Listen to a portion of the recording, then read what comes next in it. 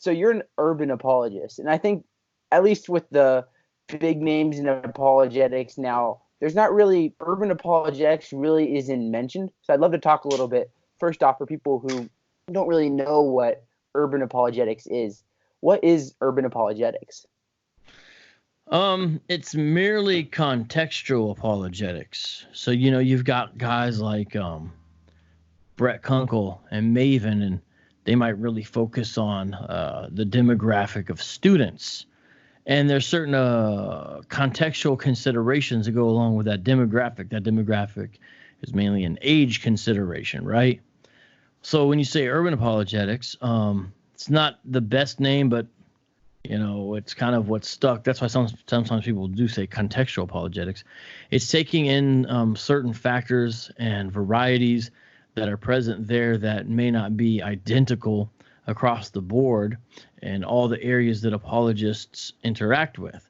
And so there's certainly overlap. Of course, there's overlap. It's not like this totally other thing, but it's also not identicals. And so there's questions that need to be asked because there's answers that need to be given because some of the questions that are being asked are different. And so when we say urban, the general idea is people influenced by the kind of understanding of the city and the city life. And so it's not just literally in the city, and it's also the idea of people influenced by that. And that can change. When you talk about urban apologetics, it even actually changes from city to city for an extent. So if you're in LA, the nation of gods and earth, sometimes called the 5%ers, are not a very present factor. But if you're in Harlem or in one of the 5 boroughs, or if you're in Jersey or even Virginia in certain places, the 5%ers, the nation of gods and earth, are a very relevant apologetic consideration, and they regularly attack Christianity with their when they drop science, as they say.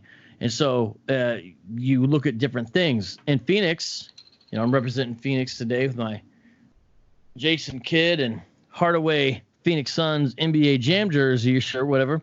The demographics are a little bit different than they are in Atlanta or they are in Philly. And so there's some differences, but really it's just realizing that. So the issues of what people call white Jesus, it's a big deal. The role of people who said they were Christians being involved in heinous aspects of the slave trade. These things got to be discussed. And that's not the same question. I don't think William Lane Craig is getting that question everywhere he goes. Whereas if you're doing urban apologetics, you can't escape it. The groups are different. Mormons aren't a very big factor. Hebrew Israelites are a big factor. So those are some of the examples. Yeah, definitely. That's something that I think is really interesting about urban apologetics is you talked about some of these factors like the Hebrew Israelites, Christians in the slave trade. These are things that, at least in the apologetics books I have read from a lot of these mainstream authors, these aren't necessarily things that are really ever brought up. So you're in Phoenix now, right? Is that correct? Mm-hmm. Yeah, I'm originally from Columbus, Ohio, and I've been in Phoenix for a while, yeah. Oh, Ohio, kind of rough. I'm a PA guy. But with people in the Phoenix area, what are some of the main beliefs you encounter in urban apologetics ministry in Phoenix?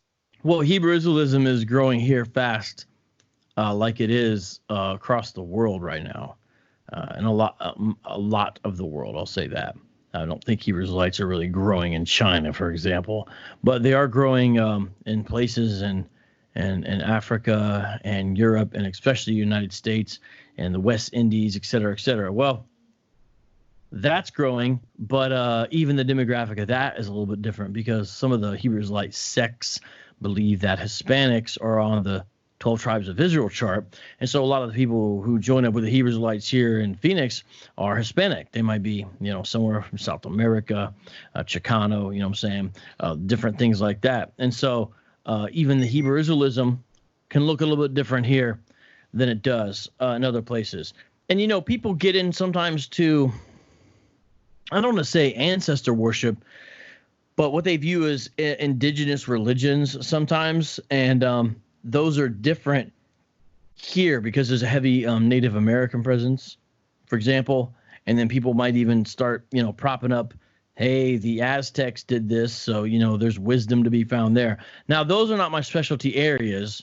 I'm just kind of drawing attention to some of the ways things are different. These are conversations you have on the bus, on the street. These are real conversations you can have. The main thing I do deal with is Hebrewism and Islam, which is a major growing thing in a lot of cities, including the city of Phoenix. In fact, quite a few jihadi guys have come out of Phoenix, for better or for worse. I even know the mosque, which 4 of them emerged from. So, that's another issue. Islam is a very pressing issue in urban apologetics. And I think 20%, last thing I'll say on this, 20% of Muslims in America, I think, are Black Americans. And I think out of half of those, they say they're converts from Christianity. So, that's a real stat that needs to be taken into consideration as well.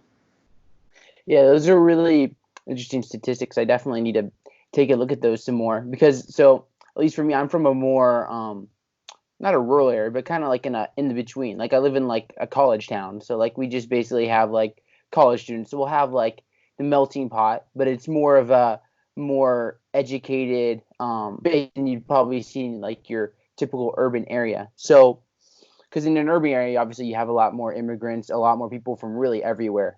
That's why I love urban areas. They're a lot of fun to live in and to visit. So for you, obviously it's going to depend a lot with the group when you're ministering to someone in an urban area.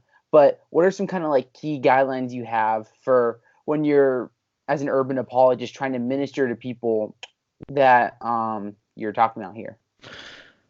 Well, I mean, I guess this could be true for lots of things and all that, but the fruit of the Spirit, you got Galatians I believe 4, which speaks on it. And when you speak about the fruit of the Spirit, depends on how it's translated, but patience, long suffering, gentleness, kindness, self-control, those become important because you have to have, in a manner of speaking, tough skin.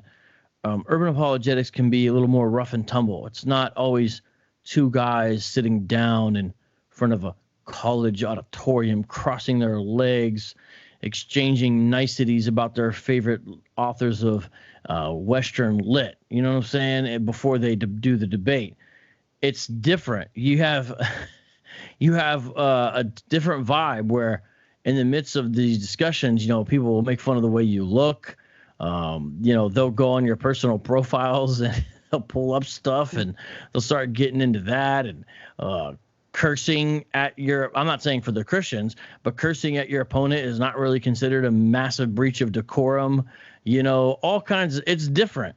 And so I'm not saying it's always like that. Obviously, you can see a broad diversity. For example, if you watch the stuff that Lisa Fields of the Jude 3 Project does, you're not going to see anything like what I'm describing. I'm describing sort of the roads I travel on in a sense. So, if you're not ready for that, just don't do it because you're just going to get tested. And to be honest, you're going to fail. If you can't handle people saying stuff about you, you're going to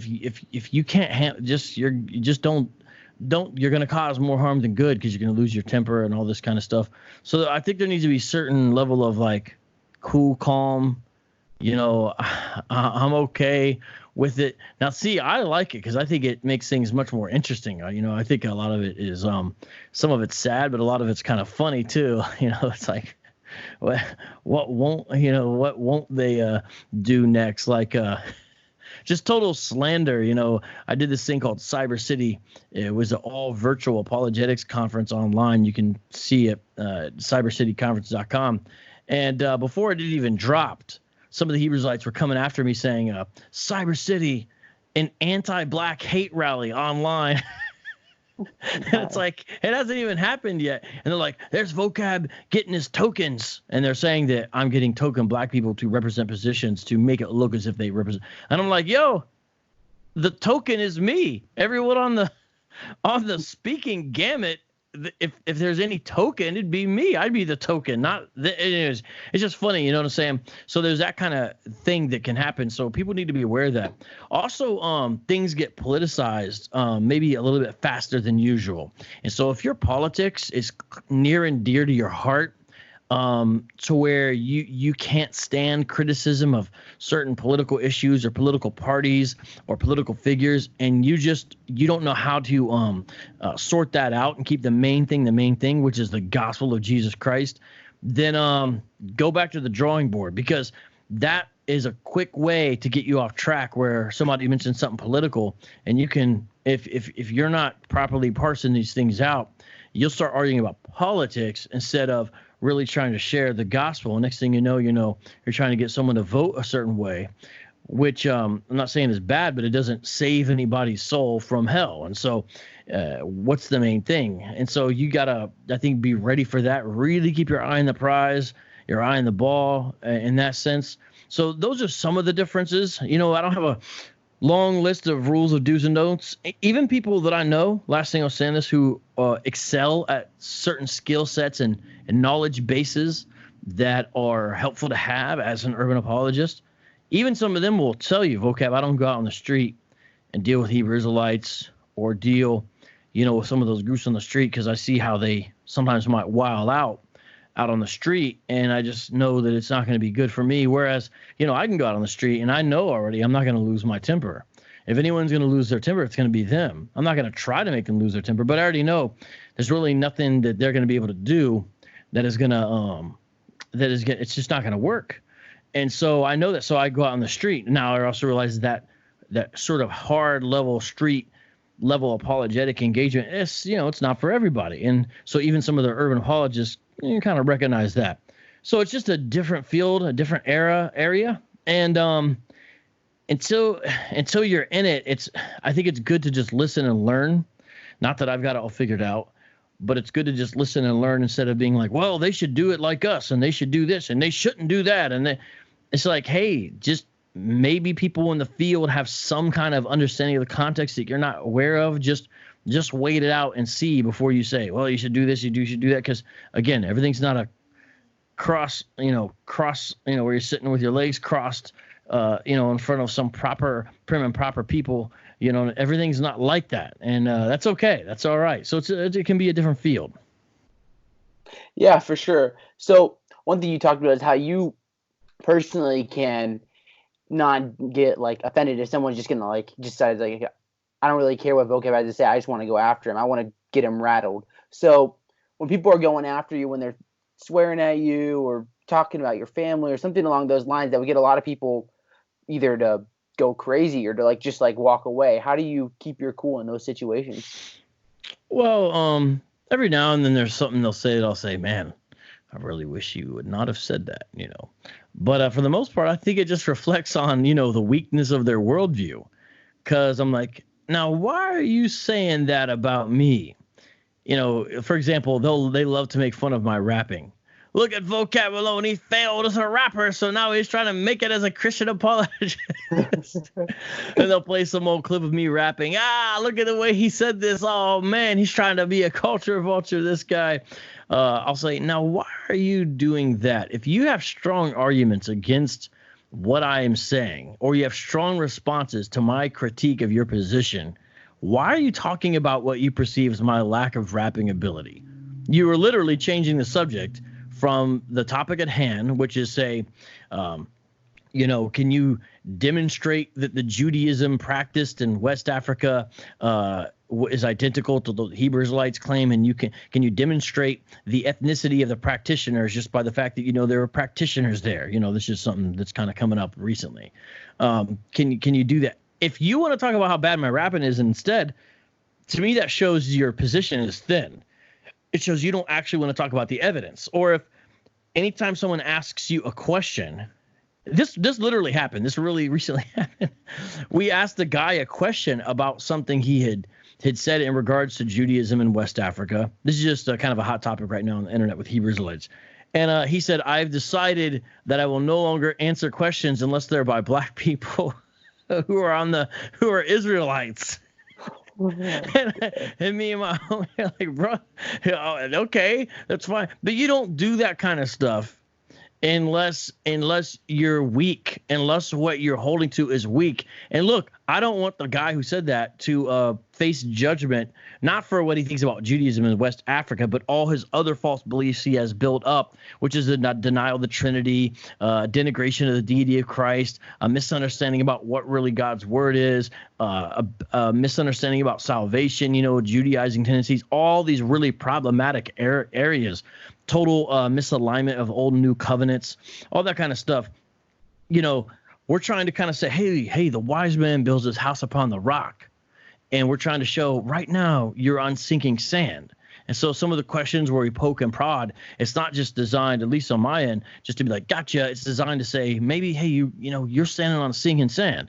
So when they switch to personal attacks and stuff, to me, it's an indication of the insecurity of the person holding the position. I had a guy literally just the other day say, if you criticize one more of my videos and you put my voice, if you play a clip of me in any more of your videos, I am going to sue you. I'll say his name because I almost want to goad him. Are you really going to sue me, Pastor Kelly Richardson? This is supposed to be a Hebrew Israelite pastor. So he's like this synthesis of Christian Hebrew Israelism. He's going to sue me because I criticized a video he made about Hebrew writing on pews in Savannah, Georgia, which it's really not Hebrew writing. It's scrawls or West Arabic, classical African script, one of the two. But it's clearly not Hebrew of any sort, and that's why no one can translate it as Hebrew. But who says I'm going to sue you in response? Who does that? That shows me, there's a serious lack of confidence in the positions you're taking and holding to. And so when people do that sort of thing, I almost really sort of feel sorry for them, And don't get me wrong, there's sometimes where I've been in certain situations where one of my buddies, like we were in Chicago once, and there's like 40 of these guys, and I'm not exaggerating, and there's about 6 of us. Actually, there's about 4 of us and 40 of them. So my buddy was like, hey, Vocab, they're starting to get riled up. It was LaRon, my man, LaRon. He goes, but G-Con, he's like, we got to get out of here. And he kept on pulling me out.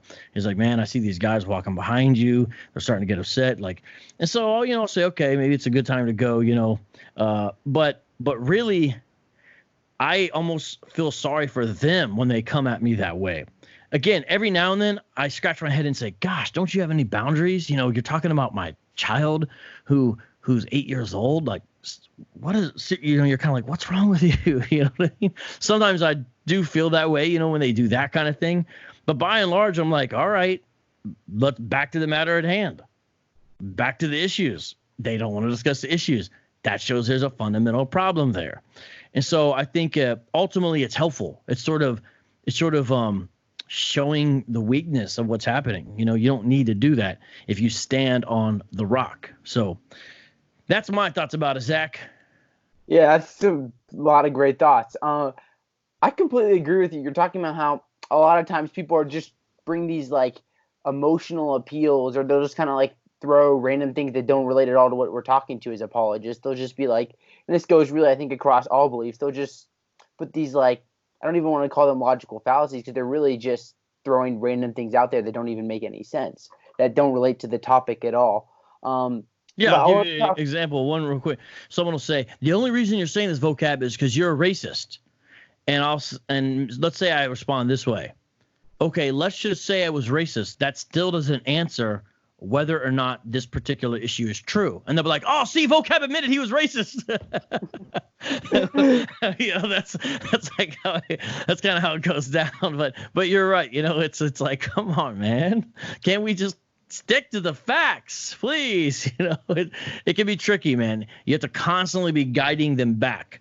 Imagine the Hebrew Israelites are on a bike.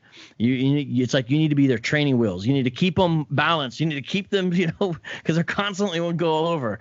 Christian apologists sometimes got to be the training wheels on their bike. Be like, okay, stay in your lane.